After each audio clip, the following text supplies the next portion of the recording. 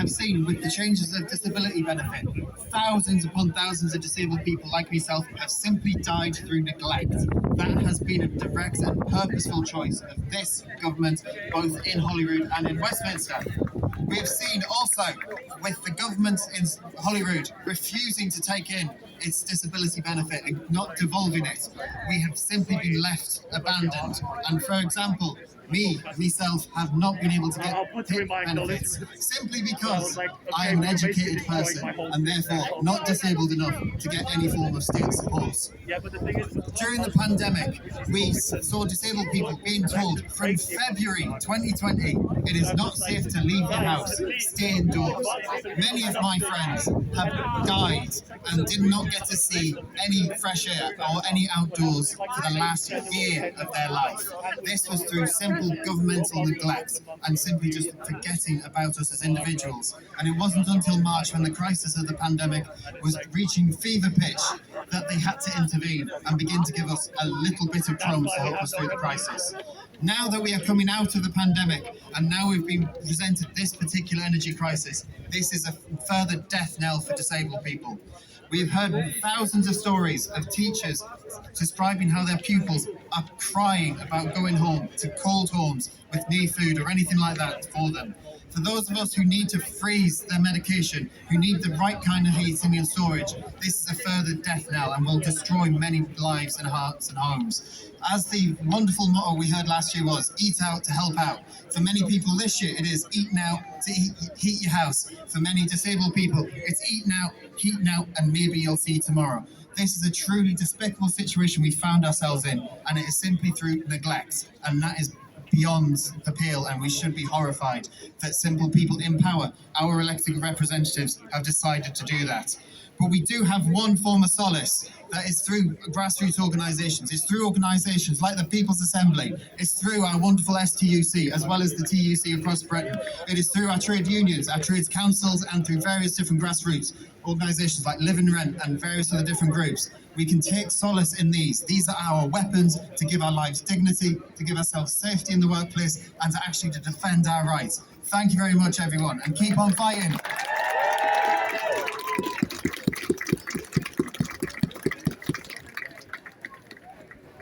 Thanks very much, Ben. And now call upon Ruth Gilbert from the Living Rent campaign. Please make a warm welcome. Thank you. Hello, thanks for having me here today. So I'm here to talk on behalf of Living Rent about the urgent need for rent controls, which are critical to our shared fight in this cost of living crisis.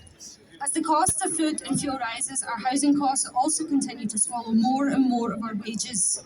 What we all know is that none of this is inevitable, and that we must fight in our workplaces and our communities to overcome what is being imposed upon us. In Live and Rent, we believe that rent controls are just one crucial part of the solution to this crisis, and I want today to briefly outline why.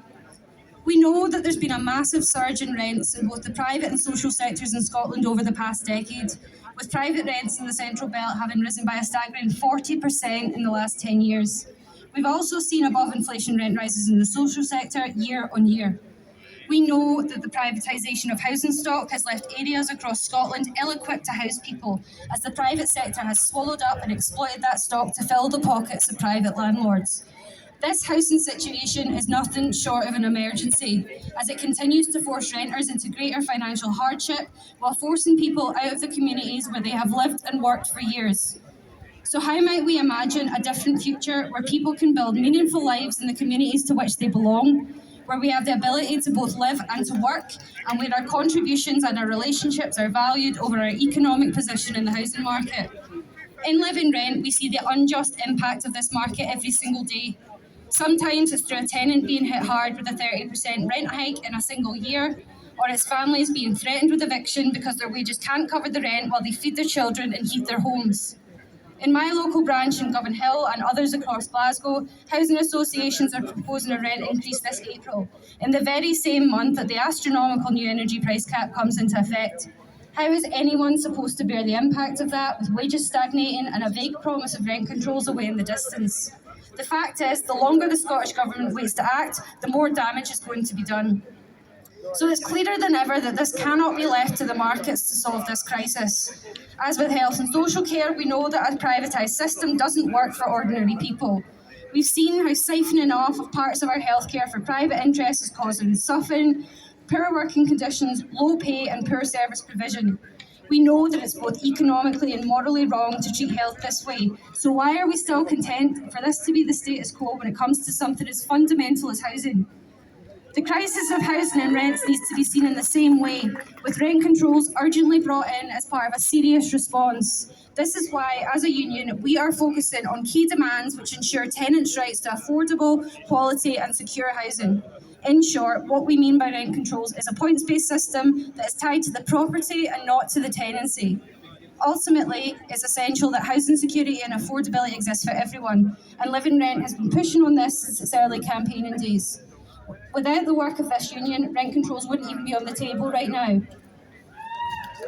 But it's important to note that previous so-called solutions to Scotland's out-of-control rental market have clearly failed to produce any substantial change. The Scottish Government's rent pressure zones have been totally unworkable. So while we may not have data on rents in every postcode in Scotland, we do have the data on poverty, and we know that it's rising. We see that it's rising year after year after year. We know that the Scottish Government has committed to implementing rent controls by 2025, but for tenants across Scotland, this just isn't good enough. With the crisis around housing and the cost of living, tenants don't have time to wait. The Scottish Government is engaged in a consultation on rent controls as we speak, and there's no good reason that emergency measures can't be implemented now. So if you're interested in joining the struggle for housing justice, join Living Rent today, get involved in your local branch and mobilise around rent controls as a matter of urgency. We need a united approach to fighting this crisis, and we need to force the Scottish Government to act immediately in the interests of working class people. It doesn't bear thinking about what this crisis will look like in 2025 if these measures aren't accelerated. Because the best time to bring in rent controls might have been a decade ago, but the second best time is right now. Thank you for having me here today in solidarity.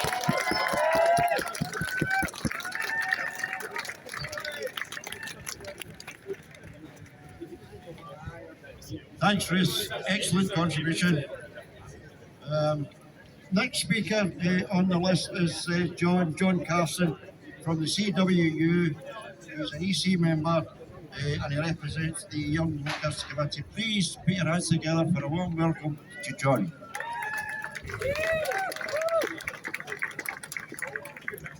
Thank you very much, and thank you very much, comrades. It's a great pleasure to be gathered with you all here today and to send you the greetings and the solidarity of the Communication Workers Union at this time of crisis for working people. Now, as has been said, I'm John Carson. I'm a member of the National Executive of the CWU, but I think first and foremost, just to say I'm a postman and a young trade union rep. And those are the roles I'm most proud of, because it's in those roles that I've met some of the best people in our society. Fellow postal workers like myself, who through this COVID pandemic have been working tirelessly to serve their communities and to provide for themselves and their families. But equally, we know people in our deliveries in the local communities who look after their neighbours, who stand up for each other and who volunteer and provide for each other as best as they can. And they are a special part of our society as well. But there's a darker side to all of this. And our workers have seen that darker side because they are out there day after day out in the streets. We have seen and we have felt the aftermath of a decade of austerity and cuts. We have seen and we have felt the homeless crisis. We have seen and felt the drugs crisis and the despair that is out there in the communities. And we look around like with our cleansing workers and seeing our city going backwards to become a playground for rats, for rubbish and for ruin. And I ask you, what hope is there? What hope is there when our political leaders do not blame the decade of austerity and cuts, but instead blame the people for this crisis? Well, I'll tell you, there is hope. There is hope in our united communities. There is hope in our labour and trade union movement. And it's a hope I've been very privileged to know in the CWU, as we have been tackling the privatisation of Royal Mail, where they have tried to come after our terms and conditions. But we know that when we stand together and when we fight together, we can protect ourselves and we can protect our communities. And it's only by having that and putting the power in people's hands that we will have the protections and changes in society we wish to see. And that is why we in the CW believe that change must come from the ground up, from our streets and our workplaces, into our city chambers and parliaments. Because the only progress that we will have is the progress of working people being united. Because we are told that we live in a progressive country. But you go down these streets, you see our homeless and the queues of our food bags and soup kitchens, and you tell me where the progress is. You see our young workers and our young people struggling to get houses for themselves, struggling with security and employment. You tell me where the progress is. We must build that progress for ourselves. And I'm very proud to be supported by the CWU in standing for the council elections this May, for this very ward of Anderston City in York Hill, and to work with you all in building the change we want to see. So thank you again for having me here today. It's been a real pleasure to be part of the journey with you all. I'm here to affirm my belief and the belief of my union by standing together in solidarity that we will overcome the present crises and all crises of the future. Thank you.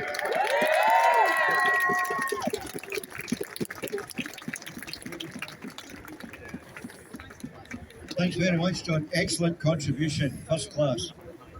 The next speaker is Lee Caitlin from the hospitality sector. Obviously, colleagues, as you know, like others, the cost of living crisis would have detrimental impact on those low-paid workers. And I think it's only right that we give Lee the opportunity to speak here today. Lee. I represent 2,000 hospitality and service workers in Glasgow. Our workforce consists of a majority of young, female, student, migrant workers, and we have worked through 0-hour contracts, a pandemic, fire and rehire, and pathetic minimum wage and austerity for almost half of our lifetime. In the past 2 years, COVID has absolutely decimated our industry. Most workers attempting to survive on less than minimum wage thanks to 80% furlough, loss of tips which prop up the majority of our wages, job losses and redundancies that totaled to 60,000 in Scotland. We faced multinational million-pound companies choosing to make 95% of their workforce redundant instead of paying the measly national insurance contributions that were mandatory. And thousands of workers were fired and then rehired on what seemed like couldn't be possible, but even worse terms. Before COVID, due to a Tory government, we have an industry with the majority of the workers on 0-hour contracts. Workers have no control of their lives and are at the mercy of unscrupulous employers to guarantee any hours. The first few months of the year for hospitality workers can be the most uncertain, with business needs reduced, so you're not even guaranteed enough hours to pay your rent and feed yourself before you even begin to consider upcoming bills. The abuse of zero-hour contracts by employers is only increasing, neglecting their legal requirement to even pay sick pay. As mentioned, it is at the mercy of the employer how many hours you're given. This means our members taking a stand find themselves with their hours reduced by more than 50%. 0-hour contracts mean no security whatsoever and is the norm in our industry. Workers in our industry are seeing the cost of living increasing, but our sector's security and jobs is certainly decreasing. Hospitality is the lowest paid industry in the economy. The majority of hospitality workers are on minimum wage, and we are in an economy where the minimum wage does not cover everything you need to live above the breadline. The expected rise in energy bills averages out as almost as much as a full-time 37.5-hour working week. We simply cannot survive on this pitiful rate as it is. In our industry, we constantly make choices due to our financial situation. This can be from working well over 60-hour weeks just to make ends meet, to facing the dangerous reality of walking home after work because you can't afford to pay 2 hours of wages on a taxi home. You skip meals to afford transport and live from wage to wage. The minimum wage does not pay enough for workers to survive on, and hospitality workers know that reality all too well. The reality of these rising costs is workers will have to make more choices on what to give up to simply afford to live. This could be the choice between getting yourself home safely after a shift or having enough money to eat. The precarity of work is increasing in all industries. We know that. Hospitality is no different. We are an industry where bad bosses thrive on the transient nature of workers and are increasing the precarious gig working of hospitality workers. The nature of precarious work makes it increasingly difficult to plan what the future holds. The increased cost of living to an industry of workers that are yet to recover from the financial ramifications of COVID that it's had on our industry to face an extraordinary rise in costs that is ultimately a political decision from governments that do not have workers as their priority. But we are organising and beating back bosses. Hospitality workers, as I mentioned, have lived through austerity and truly abhorrent employment policies and have had only negative effects on our industry, but we are fighting back. We have a branch of workers demanding an end to 0-hour contracts, real living wage, an end to sexual harassment and paid taxis home. We are collectivising and we are winning. An industry that has been battered and bruised, and this is workers that are taking on governments and winning, from fair tax legislation to paid transport home. The anger that has been stirred in workers to change our industry can be felt all over the world. We have baristas in the US and Starbucks unionising despite the blatant union busting strategies. To the McMurray 300 and the abandoned ship workers collectivising over Scotland and holding arrogant directors to account on all parts of their mistreatment. This want for change, collectivism and organising to win is what we need to replicate to stop these extortionate rises in bills. This is for everyone to fight back on, all workers in all industries. As trade unionists, the change for society can come from us.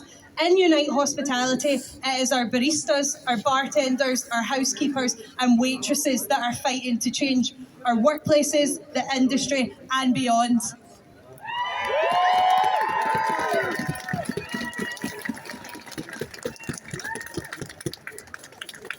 Well, we need more young